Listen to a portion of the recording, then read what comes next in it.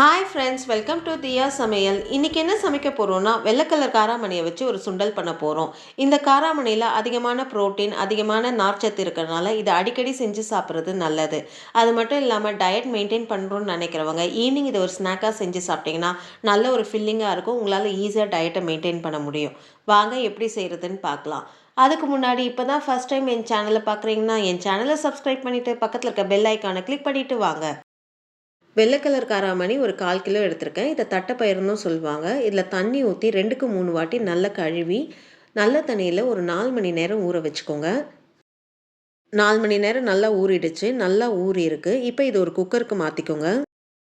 1/2 spoon உப்பு சேர்த்துக்கோங்க. உப்பு சேர்த்து நல்லா கலந்து விட்டு மூடி போட்டு ஒரு விசில் விட்டு எடுத்துக்கோங்க. ஒரு விசில் விட்டு எடுத்தாச்சு. காராமணி வெந்திருக்கான்னு பார்ப்போம். காராமணி நல்லா வெந்திருக்கு. காராமணி குழைய வேக வைக்கக்கூடாது. இந்த மாதிரி அமுக்கி விட்டால் நல்லா நசுங்குற மாதிரி இருக்கணும். அந்த அளவுக்கு வேக வச்சு எடுத்துக்கோங்க. சுண்டல் தாளிக்க ஒரு கடாய் எடுத்துக்கோங்க. கடாய் நல்லா சூடான பிறகு 1 ஸ்பூன் எண்ணெய் சேர்த்துக்கோங்க. எண்ணெய் சேர்த்து நல்லா சூடான பிறகு 1/4 ஸ்பூன் கடுகு, 1/4 ஸ்பூன் சீரகம், 1/4 ஸ்பூன் உளுந்து சேர்த்துக்கோங்க. கடுகு நல்லா பொரிஞ்சு உளுந்து நல்லா செவக்க ஆரம்பிக்குது. இப்போ 2 காஞ்ச மிளகாய் சேர்த்துக்கோங்க. கொஞ்சம் கருவேப்பிலை சேர்த்துக்கோங்க. கருவேப்பிலை சேர்த்து 2 வதக்கிட்டு ஒரு மீடியம் சைஸ் வெங்காயத்தை பொடிசாக நறுக்கி சேர்த்துக்கோங்க. ஒரு பெரிய சைஸ் பச்சை மிளகாவை பொடிசாக நறுக்கி சேர்த்துக்கோங்க. வெங்காயமும் பச்சை மிளகாவும் சேர்த்து ஒரு நிமிஷம் வதக்கி விட்டால் போதும். வெங்காயத்தோடைய க்ரன்ச்சினஸ் நம்மளுக்கு இருக்கணும். உங்களுக்கு வெங்காயம் பச்சையாக சாப்பிட பிடிக்கும்னா கடைசியாக கூட நீங்கள் வெங்காயம் போட்டு ஒரு கலரி விட்டு கூட இறக்கிக்கலாம்.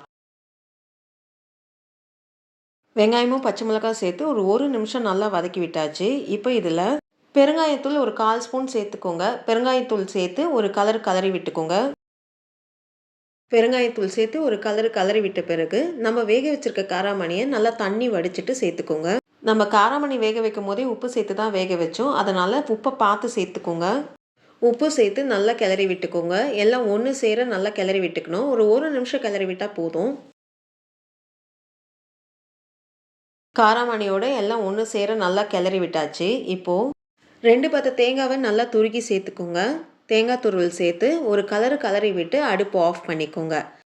ரொம்ப டேஸ்டான அதே சமயத்தில் ரொம்ப ஹெல்த்தியான தட்டைப்பயிர் சுண்டல் ரெடி ஆகிடுச்சு. இந்த வீடியோ உங்களுக்கு பிடிச்சிருந்தா லைக் பண்ணுங்கள், ஷேர் பண்ணுங்கள். அப்படியே உங்களுடைய கருத்துக்களை எனக்கு கமெண்ட் பண்ணுங்கள். மறக்காமல் என் சேனலை சப்ஸ்கிரைப் பண்ணிவிட்டு பக்கத்தில் இருக்க பெல் ஐக்கானை கிளிக் பண்ணுங்கள். நன்றி, வணக்கம்.